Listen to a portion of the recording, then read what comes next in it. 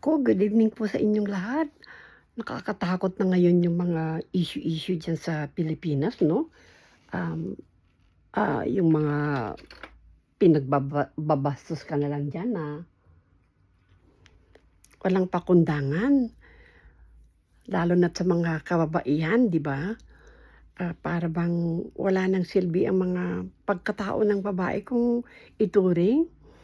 Ah, yung bang mga sasabihin ng iba diyan na babatikusin ka na kaya hindi ka rinirespeto dahil sa klaseng pananamit mo, the way you dress up and everything. Hindi yun, eh.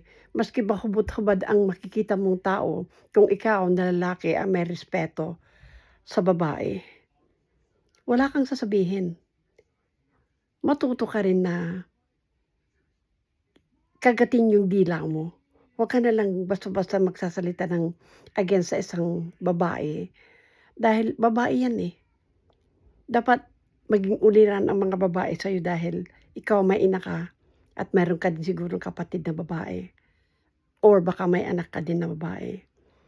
Ang respeto naman ay hindi nanggagaling sa pananamit ng isang babae. Ang sa akin lang po, hindi yun nakikita sa pananamit ng babae at hindi yun basehan ng pambabastos sa isang babae. Nabubuksan ko lang po yung topic na ito dahil nga po, meron nga po yung isang artista na binabatikos ngayon na may nagsalita na isang politiko na parang merong pagnanasa.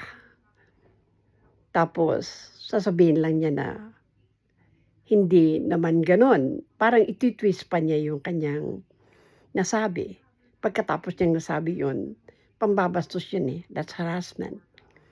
Dahil kung ako ang babae, hindi ako papayag na para bang pagnanasahan ka, magkakaroon siya ng feeling sa'yo.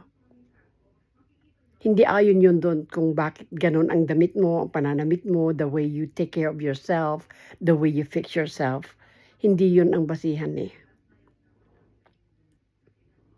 Kaya sana naman aral sa mga ibang tao, di mababae o malalaki, ugaliin yung respeto sa kapwa.